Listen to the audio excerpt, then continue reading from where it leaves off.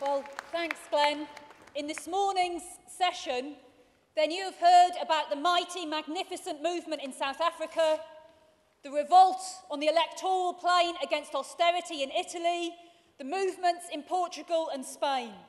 And there's no doubt there are a few comrades in this room, maybe more than a few, who are thinking, that's all fantastic, it's great, but just like the temperature in this hall, the political temperature in Britain is never going to reach those heights. That we have a low level of struggle, a conservative workers' movement, and that is how things will continue for the foreseeable future.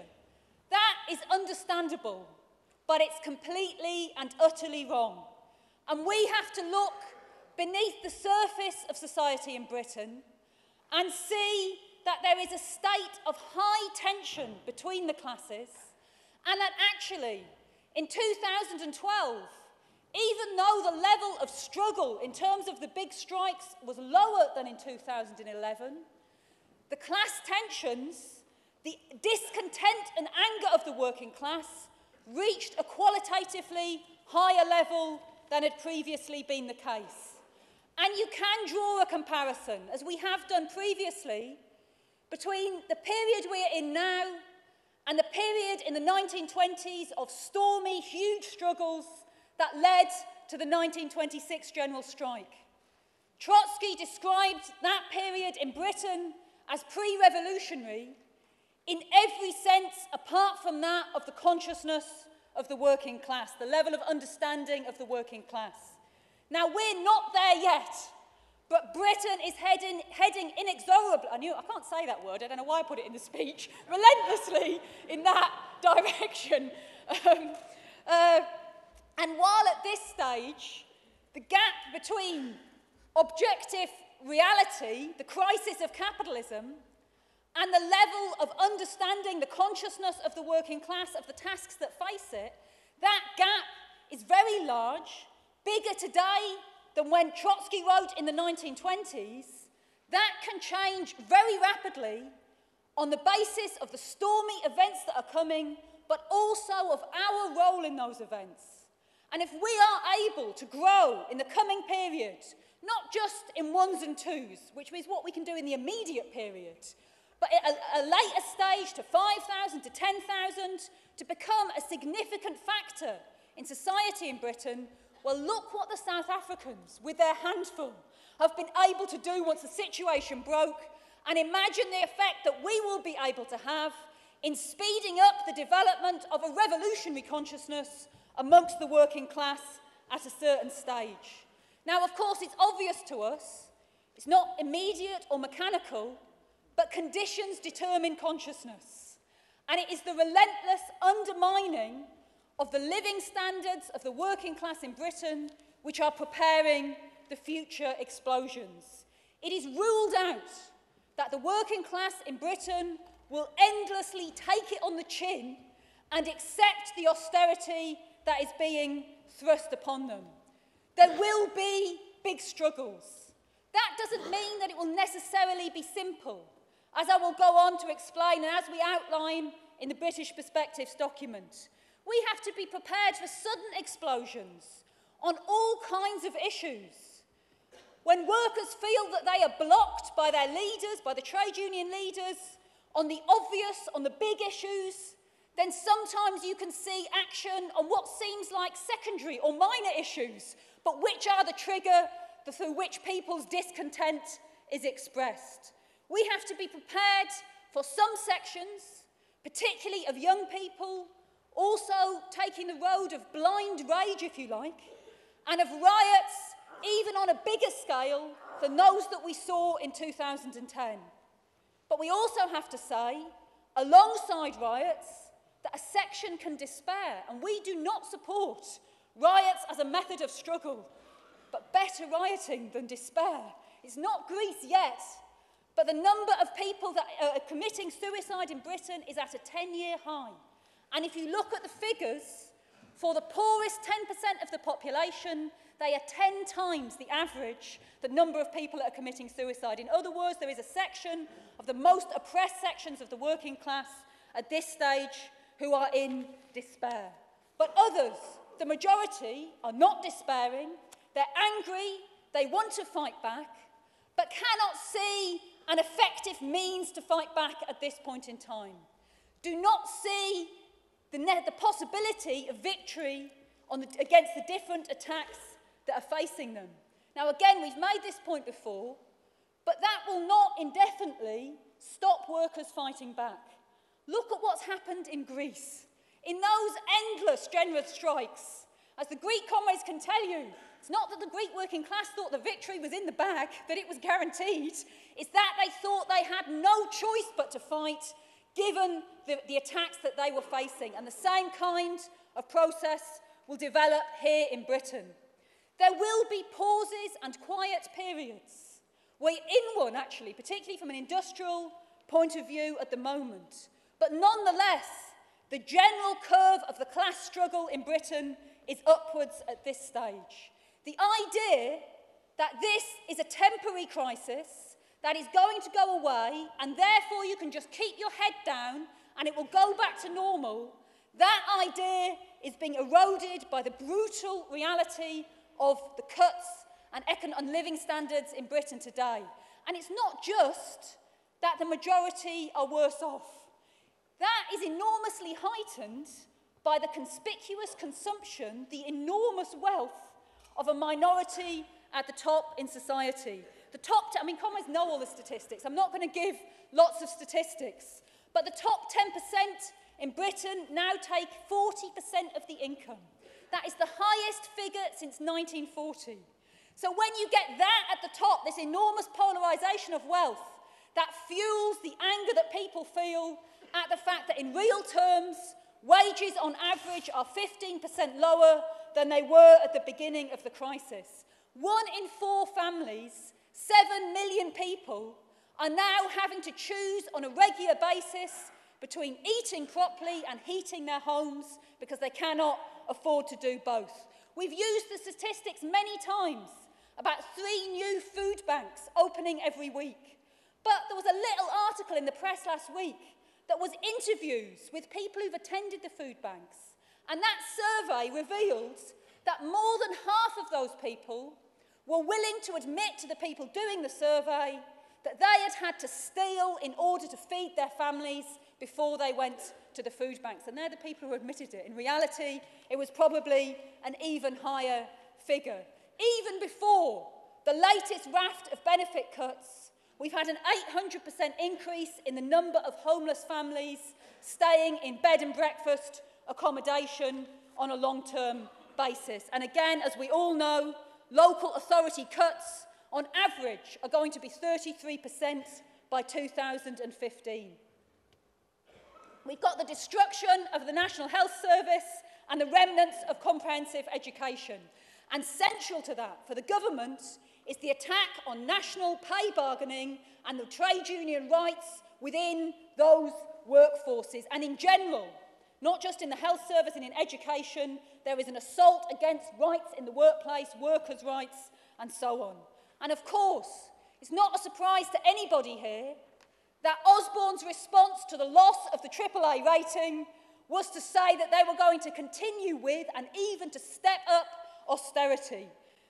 Every aspect, virtually, every detail of the programme that is now being implemented by this government was discussed by Thatcher and her cabinet back in the 1980s, but they felt politically at that stage they could not get away with implementing it because of the response they would have met from the working class. But now they are attempting to implement that programme and they hope they can get away with it. There are big divisions amongst the capitalist class on the way forward. As I'll comment later, they can't see a way out.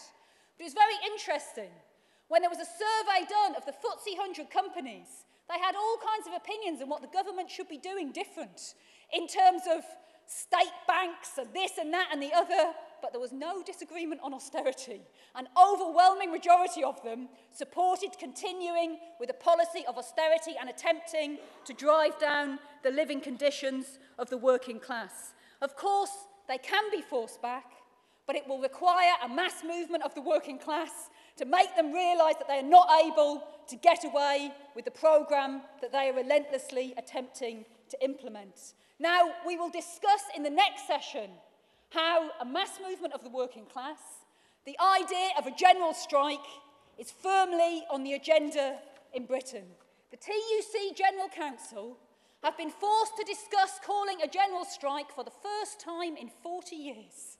And that is an achievement. Even Unison, even Prentice, could not, in their submission to the TUC, openly oppose the idea of calling a general strike. Instead, they had to say, well, yes, we see some obstacles with that, but in the dim and distant future, as at the end of a programme of action, then we're not opposed to the idea of a general strike. That is an indication of the pressure that they're under, but let's be clear. The right-wing trade union leaders, the leadership of the TUC, are terrified of the idea of even calling a warning strike, a 24-hour general strike, which is our demand, as we all know, as the next step. They will do everything they can to avoid it. They will use the anti-trade union laws as a scarecrow to try and avoid it, and they will try and hold things back as long as possible. And they can succeed for a period of time. If you look back to 74, the last time that the TUC were forced to call a general strike, it was because, in reality, a strike had begun to develop from below that forced their hand. And that is what will be required again. That will develop at a certain stage. But if you like, the advantage that the right-wing trade union leaders have at this point in time is that the masses, the working class, have entered the scene. They've demonstrated, they've struck, they turn out in large numbers on picket lines.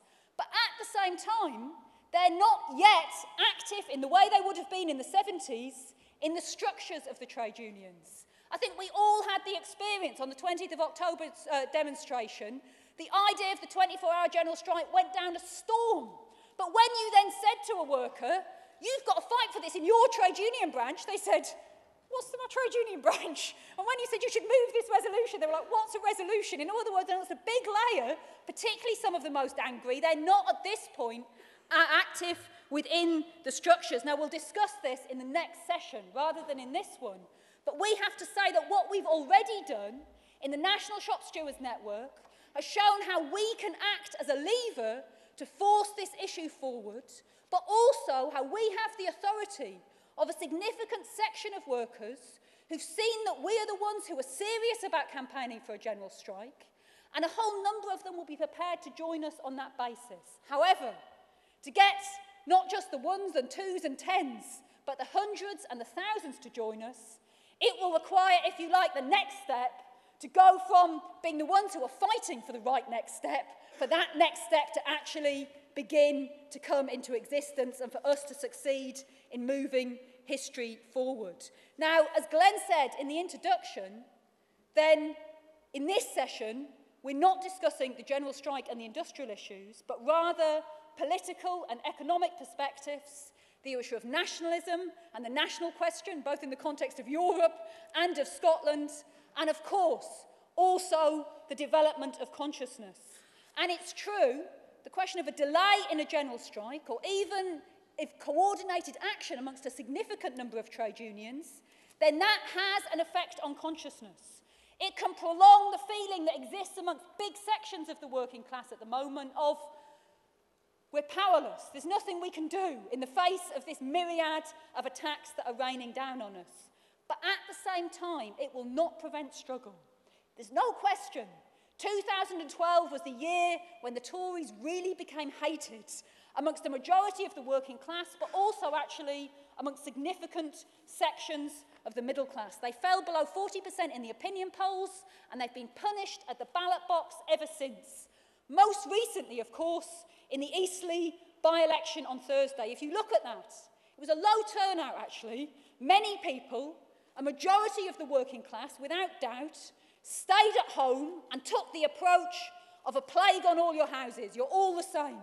But there was a significant section who used voting for the right-wing populist UKIP in order to punish the governing parties. I'll say a little bit on UKIP later, but I mean, it is a supreme irony when you get Neil Hamilton representing UKIP posing as the party that is against the corrupt politicians for the younger people. He got kicked out of Parliament for taking brown envelopes full of cash. I mean, you know, it's not but anyway, that shows, if you like, the real anti-corruption credentials of UKIP. But at this point, they have been able to pick up a certain protest vote. And there's all kinds of elements in it, as I'll say later. But it's mainly just wanting to punish the lot that are in power. It's not automatic that they will continue to be able to be the force that take that vote. We have to see. After all, if you like, left-wing populism in the form of Galloway got it momentarily in Bradford, but were not able to continue with that. But from our point of view, the most important thing is what that vote represents in terms of the unpopularity of the government, the extreme weakness of the government, actually. This is incredibly fragile. Ever since they were elected, we've talked about the inner contradictions, well, elected's the wrong word, but the inner contradictions in this government. They are all now on the surface. They've been laid bare, as the unpopularity of the government means that the different forces within it, like rats in a sinking ship, are looking how to save their own careers, and therefore the divisions are coming to the fore. Summed up really by the Liberal Democrats. What did they come into open opposition to the Tories on?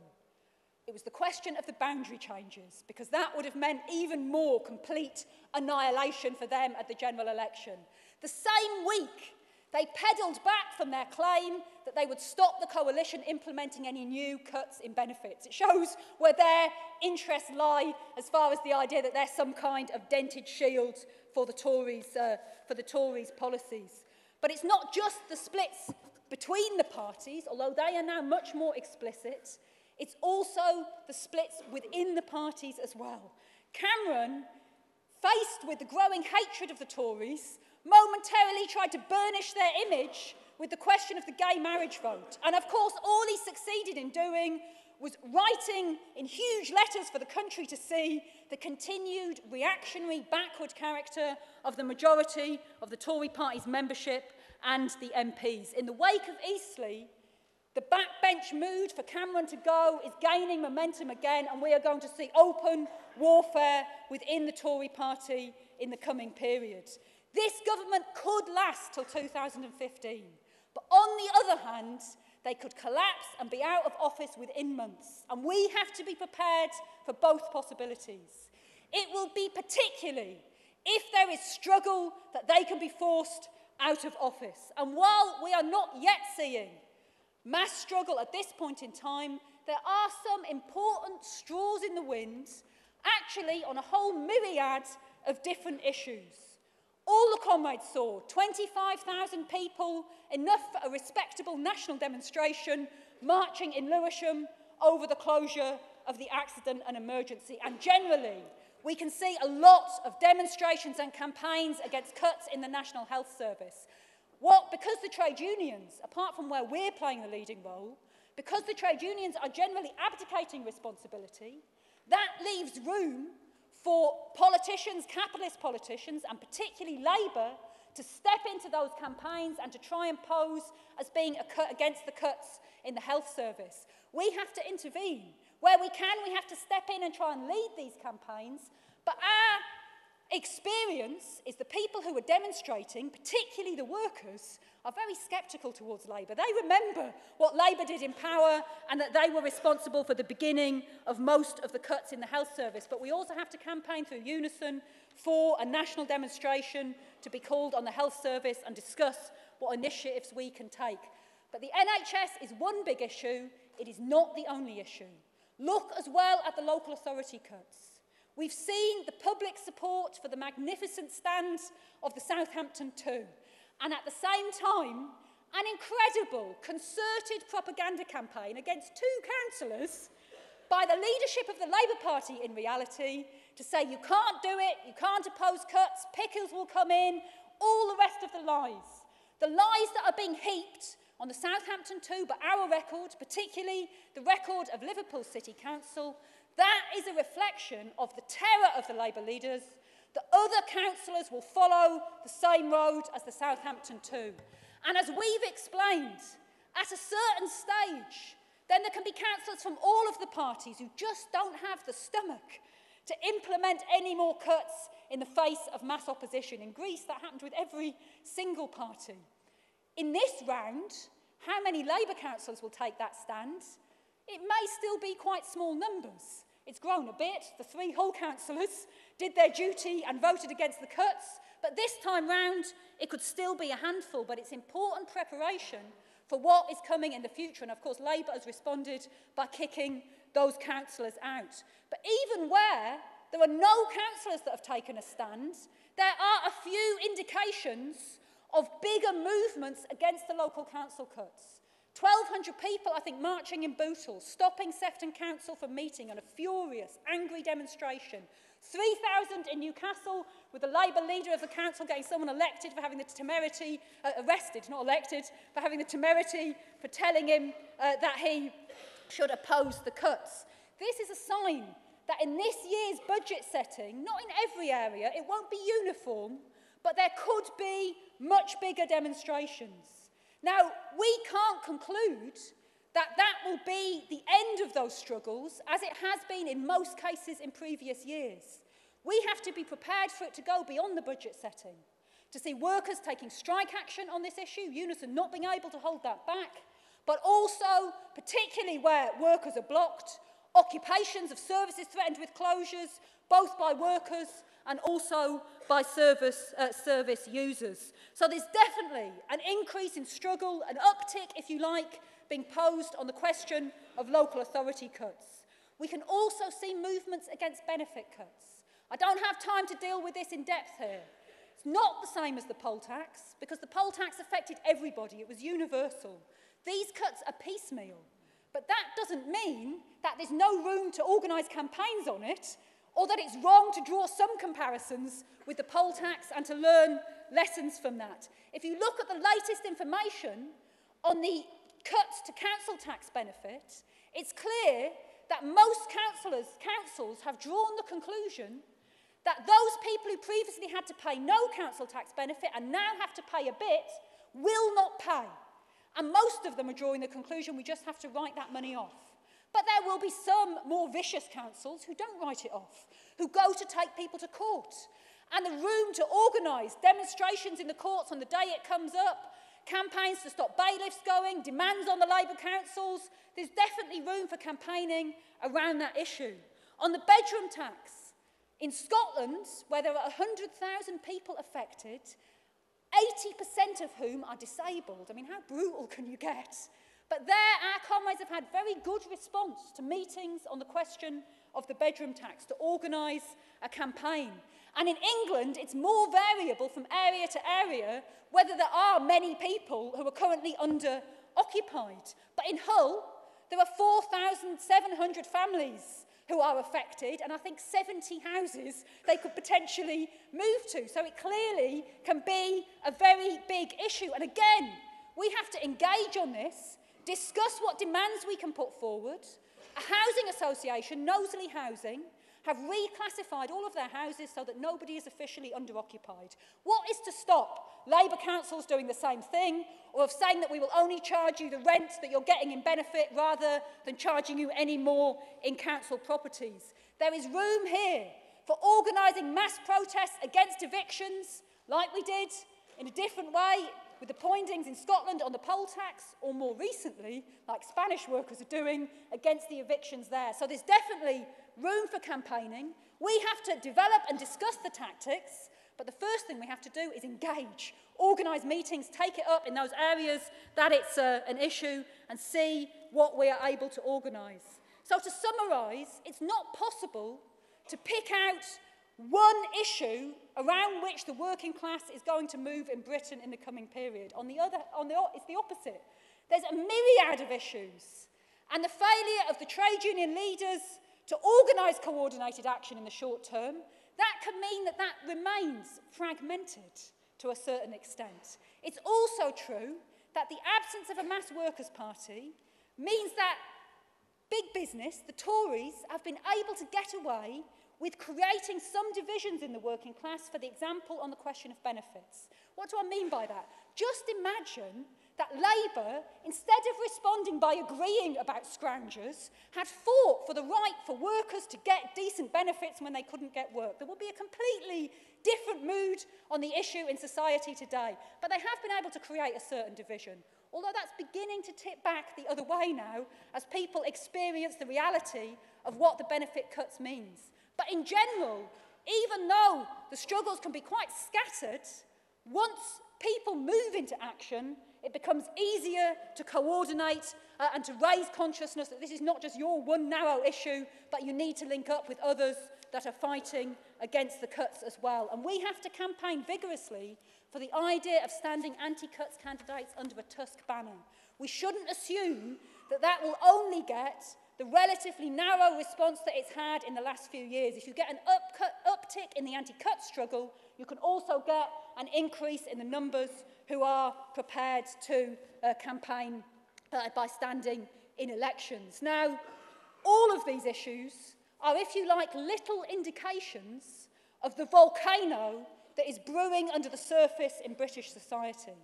And that reflects not simply anger at government policy, but as was outlined in the last session, the profound crisis of global capitalism and the specific crisis of British capitalism. The British crisis of British capitalism reflects not just short-sighted policies by this government, but short-sighted policies over the last decades, a whole number of decades, by the British capitalist class. The European Federation of Employers pointed out that capital replacement since 2005 is lower, it's fallen more in Britain than any other European country. And look at the crisis taking place in the other European countries. And they say the UK is turning into an old-style third-world country with low pay growth for most workers, widening pay differentials and poor levels of capital investment. We've seen how sterling has fallen. It's the biggest fall since 1945. There's been a 7% fall in 6 weeks over the last period. And there's a discussion amongst the capitalists about going further. They're likely to go for further quantitative easing. They're even toying with negative interest rates. In other words, it is a policy of devaluing sterling in the hope of being able to improve the trade situation to export, and yet, as yet, none of it has worked. Net trade is still falling. The UK has not had a trade surplus for more than 30 years. And really, this is the inglorious decline of what was once the biggest manufacturing power, the premier capitalist power in the world, and is now a second or even a third-rate power. Now, it may be that the government does move, under pressure from the CBI, to take some more serious measures of investing in infrastructure, for example, to desperately try and get the economy going, given the crisis that exists. But the truth is, the weakness of British manufacturing, of British industry, nothing they're going to do will make a fundamental difference. And in reality, they recognise that much as there is a mood amongst a section of the capitalists of anger with the city for causing the crisis, the city is also Britain's great white hope because it dominates the economy so completely. The service and finance sectors make up 2/3 of the British economy. The service sector shrank for the first time in 2 years in December. If it does it again this quarter, then we will be technically in this unprecedented triple-dip recession. But of course, the reality is there wasn't any growth in between. It's not really a triple-dip recession. If you look at the 35% of high street shops that are on the critical list, that are threatened with closure, they've been zombie companies since 2008. It's not new, but there will be more of them this year that follow the road of HMV and the rest and go from being zombie companies to being dead companies. And that does connect to this issue that was actually touched on in the last session about the question of unemployment. Why is it that although we do have mass unemployment in Britain, it is not at a comparable level to some other European countries? And it's no doubt, it is in part because, unlike the Eurozone countries, Britain had the freedom to carry out quantitative easing and the fear of revolt, they have kept these zombie companies going. But they've also thought the recession's going to end at a certain point and it'll get better. They're not going to keep them they're not going to keep them going indefinitely. So that's a factor in this question of mass unemployment. Of course, another is the enormous casualisation of the British labour market even before the recession began, which means that there are now 8.1 million people who are underemployed. It's a different kind, if you like, of a reserve army of labour, because many of them have only a few hours work a week. They are unemployed to all intents and circumstances, but are not claiming benefits, but are scraping by on the few hours work they can get. There has also been a record increase in the number of self-employed in the course of this recession.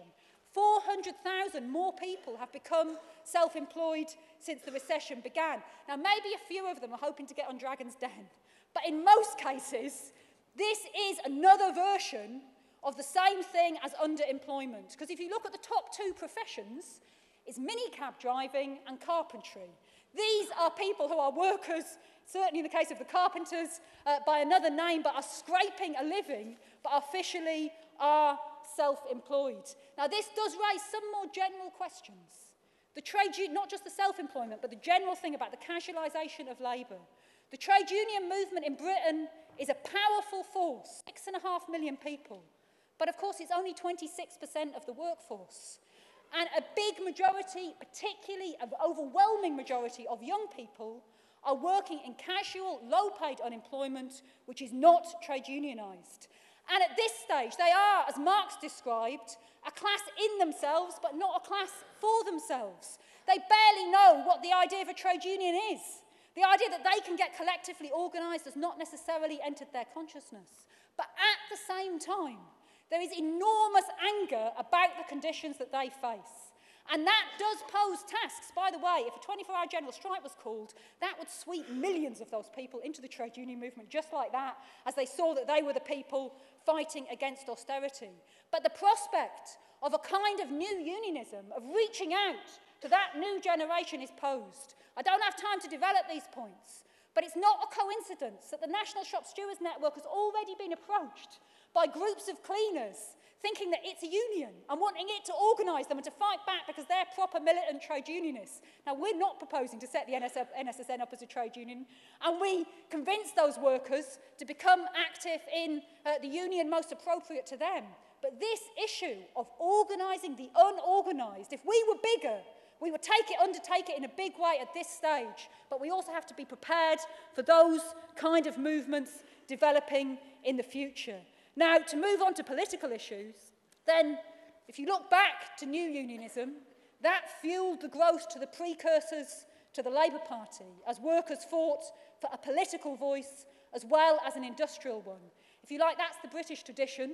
Trade unions came first, and then you had the development of mass workers' parties. Not just in Britain, actually, but across Europe at the moment. It's the industrial struggle, it's fighting back that's come first, and there are not yet the development, in most cases, of mass workers' parties. I would just say on Tusk, the work we are doing, together with the most militant sections of the trade union movement, particularly the RMT, who are more committed to this than ever, is a vital precursor. It's the beginning of the work of developing a mass political voice at a later stage, and it's a very tentative beginning. But nonetheless, the fact that it involves significant sections of the organised working class, even though it is not yet, in general, able to be a big enough pole of attraction to win significant numbers of votes in most cases, it's still important for what can come in the future. And we can see a dramatic change on this issue, perhaps relatively quickly. On a national scale, it is most likely to become beyond the general election.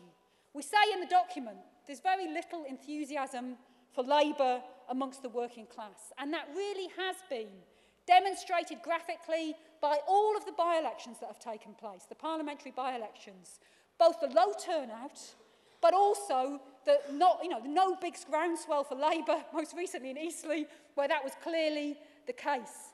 Nonetheless, the desperation to get rid of the existing lot does mean that really, despite themselves, Labour at the moment are significantly ahead in the polls. The most recent polls I've seen, although they vary a bit, put Labour on 42%, the Tories on 29%, UKIP on 13%, and the Lib Dems on an absolutely pathetic 8%. So you can say that the most likely outcome of the next general election is a Labour government, probably a majority Labour government. But I would agree personally with the caveat that Peter gave in the last discussion in passing, that none of these parties are popular. People will be voting for Labour to get rid of the current lot rather than for any other reason.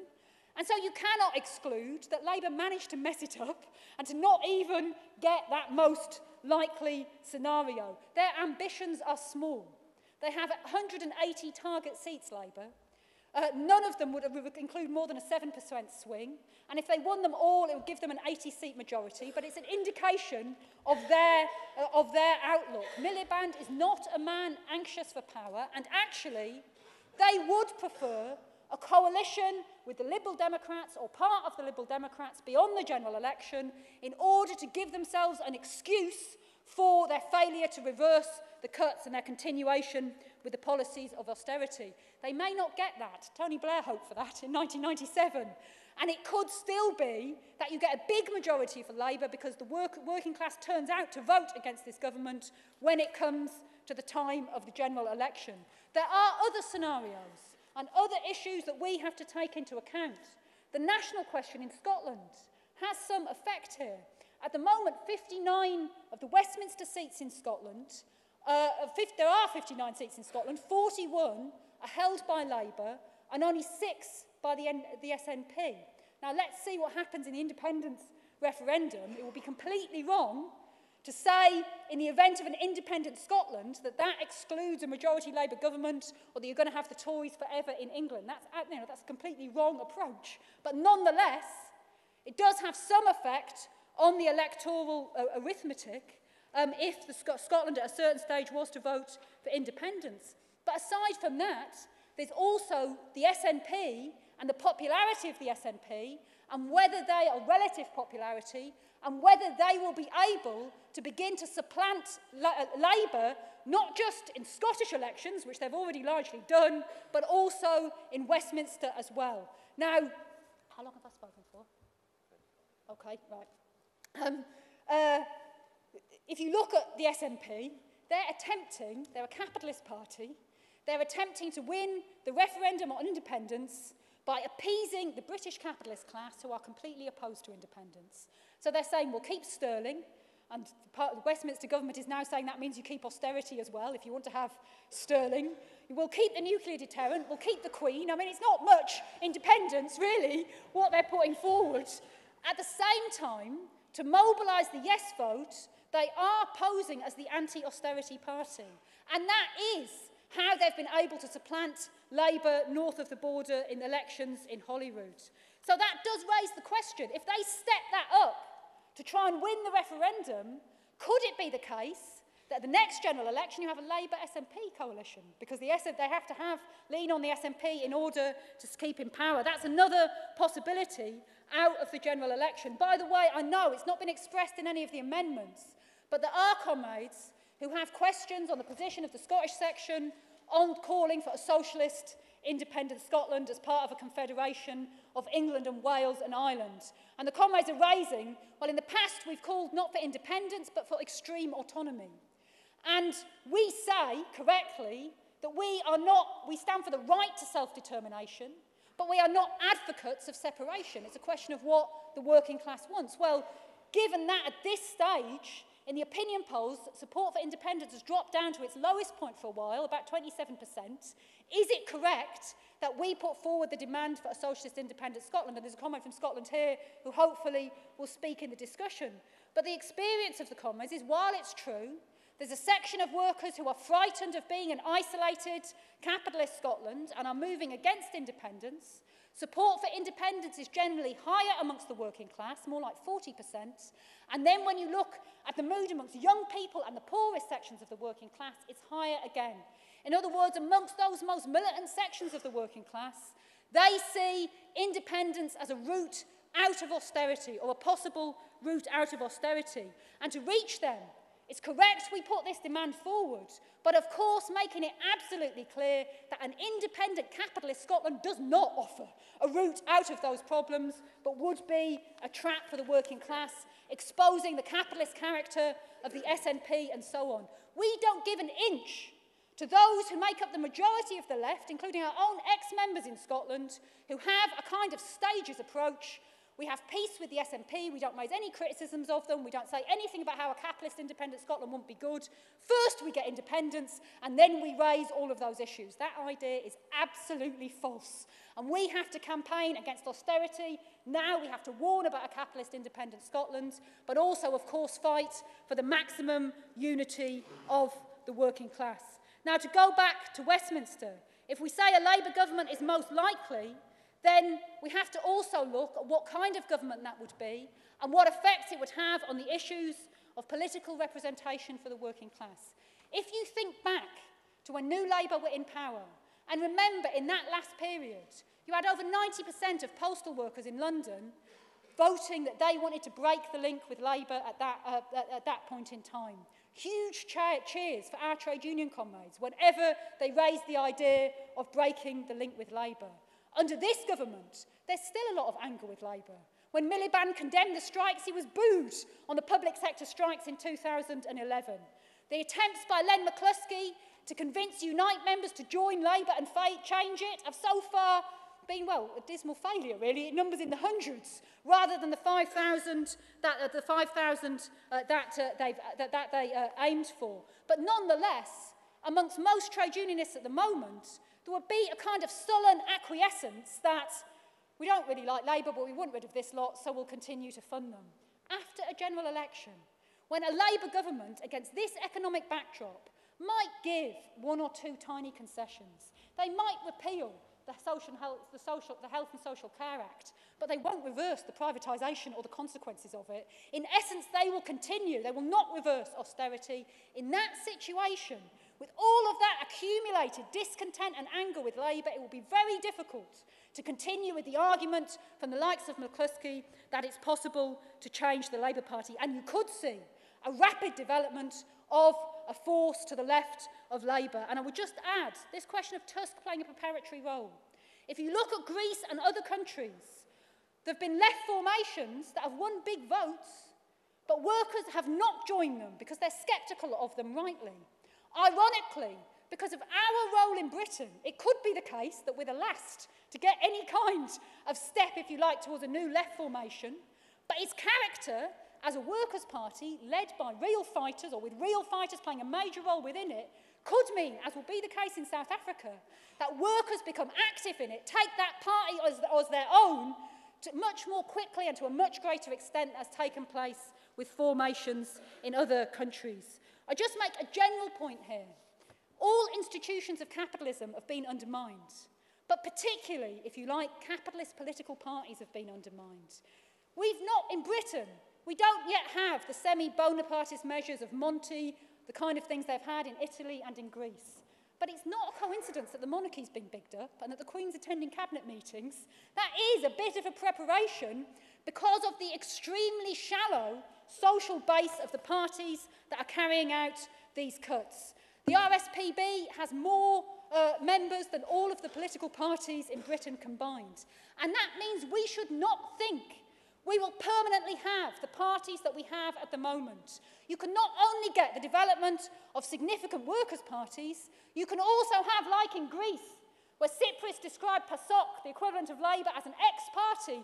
Labour could become an ex-party on the basis of what it does as the leadership of the next government. The Liberals could split either over whether to join Labour in coalition, whether to stay with the Tories before an election or afterwards. The Tories, as well, are clearly split down the middle. And with them, it's particularly the question of Europe which is responsible for that split. And I'm just going to have to say a little bit on that. I know I'm on time. Because the Tory party are riven down the middle.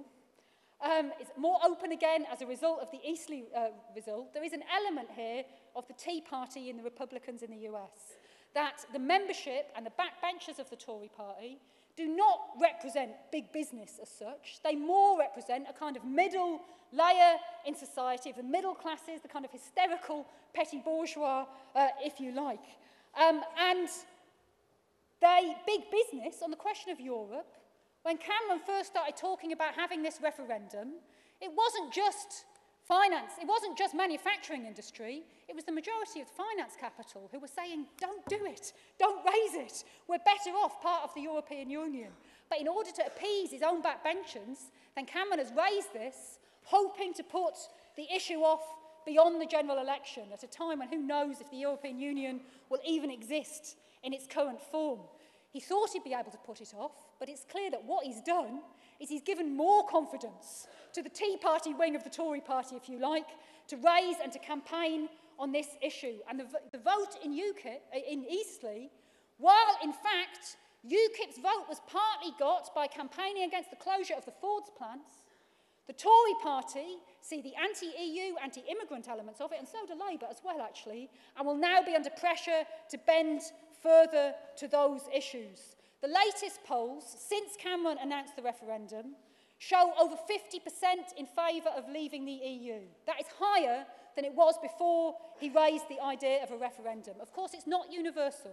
As we say in the document, there are undoubtedly a layer of the pot of workers and of young people in particular who, repelled by the nationalism of the Tory party, think, well, the EU's got to be better than that. We're internationalists. We'd rather be in favour of the European Union. But big sections of the working class are anti-EU. And there are different elements in why that is the case. Of course, nationalism is part of it. But it's also looking at the austerity in Europe and thinking, we don't want any part of that. Why would we want to be part of what's been put on the Greek or the Spanish working class? There is also the experience of the way that the EU has been used to drive through privatisation, cuts in workers' living standards, and so on.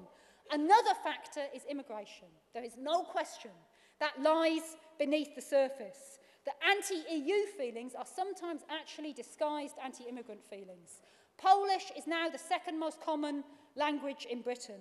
There have been over 1 million foreign-born workers who've come to Britain since 2005. And again, as we've discussed before, the capitalist class have a contradictory issue on this, which is reflected in the divisions within the Tory party on this issue.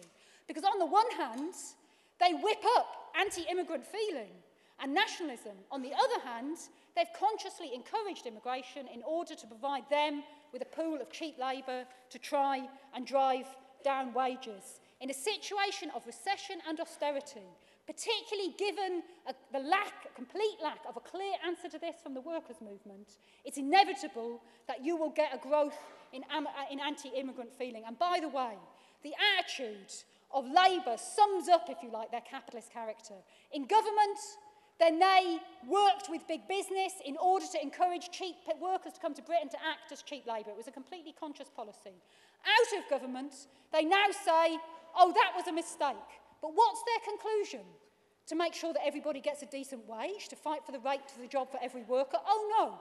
Their conclusion is to cut the benefit rights, the few benefit rights that workers from the EU get at this stage in order to make it even easier to exploit them as a pool of cheap labour.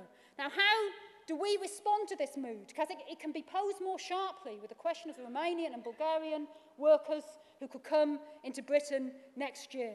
We have to, of course, stand against racism, defend the right to asylum, oppose deportations, call for the closure of the brutal detention centres where pregnant women are being beaten up, children, all of those points. But at the same time, to win the mass of the working class to a socialist approach, we have to try and put things on a class foundation. Central to our demands has to be to say, it's not with border controls that you're going to prevent workers being used as cheap labour. We have to fight for the rate for the job for every single worker of whatever nationality, and that will prevent, that's the most effective means to fight against the race to the bottom. At the same time, we can't put forward a bald slogan of open borders. Of course, we're fighting for a socialist world, a world without any borders, where you've got the right to move wherever you want to go, or the right to stay put without war, and so on. I really will finish. But at the same time, then, if you were to say we call for open borders as a slogan on our paper and in our leaflets, 99% of workers, including workers from an immigrant background, would say that's impossible. The country would drown. Every poor worker in the world would come here, and there'd be no facilities and no jobs. And of course, on a capitalist basis, there's an element of truth in that. So we have to take a transitional approach. What demands does that mean putting forward? We do use the demand of no racist immigration controls. But I think, essentially, we have to be reactive on this issue. And really, that's the mistake being made by the comrades in resolutions and amendments who are trying to summarise all of our approach on immigration in a short list of bullet points. Because a transitional approach is an attempt to raise consciousness from the level of understanding now to the tasks necessary for the transformation of society. Immigration is a tool used by big business and the capitalist class to divide workers. We want to be thinking about workers' unity and fighting back. So in a sense, we never push the issue of immigration to the fore. It's a weapon that's used against us. We have to raise the right demand in reaction to that in order to succeed in trying to tip things back onto the class issues, workers' unity, and so on. So we can't have a pre-prescribed list of demands. We have to react to the issues as they arise. Now, I know I'm badly out of time, but just a couple of last sentence on Europe. Because we have to have a same broad approach, in the sense we put the class issues first when we deal with the question of Europe. And this can matter in the coming period. It's going to come up in the European elections, but it's also going to come up in the general election. The Tories will try and use the promise of a referendum to increase their vote. And that could have, it's not be second to austerity, but that could have a certain effect. We have to start from fundamentals in our approach. The EU, and building on that, the Eurozone, was intended to overcome national antagonisms within Europe from a capitalist point of view. But we have always explained that capitalism is incapable of overcoming the limits of the nation-state, and that this attempt to do so, particularly in an economic crisis, would inevitably lead to a backlash in the other direction and an exacerbating of national tensions across the European Union. It inevitably leads to nationalism. We understand the feelings of some young people that the EU equals internationalism, and therefore we should support it. We understand it, but we do not agree with it, and have to say clearly, the EU is a boss's club. We want internationalism of the working class and oppressed of Europe. Now, that doesn't mean we align ourselves with the nationalists. We have to put forward an internationalist, socialist alternative, but it would be a terrible mistake, for example, in a campaign against around a referendum, to say, here in Britain, then the campaign against the EU is dominated by the right-wing nationalists, and therefore we won't campaign against the EU. That's leaving the field open to them and taking the totally wrong position of the leadership of the TUC that the EU is a progressive force. We have to do the opposite. We have to do our best to have a campaign against the bosses' club of the European Union, but putting it in socialist and internationalist terms. And that is far easier now when you've had a partial European general strike, when there's austerity across Europe, than was the case historically. And so we think it's correct in the European elections, for example, yes, we stand as Tusk, but we also have an anti-EU slogan, if you like, as part of that election campaign with Tusk on the ballot paper, but an additional electoral description. So my very final sentences. It's almost a Marxist cliche to talk about going into a period of sharp turns and sudden changes, but there really is no other way to describe what we're facing in Britain today. We're in a very good position. A significant section of serious workers are watching our party, are considering joining us, and we can win them now. We've got young people looking for socialist and Marxist ideas that we can win. But what we're doing now is preparation for the future, and the more time we get, in a sense, to establish our forces, to have incremental growth, before we get the big explosions that are coming, the better. But there's no question those explosions are coming.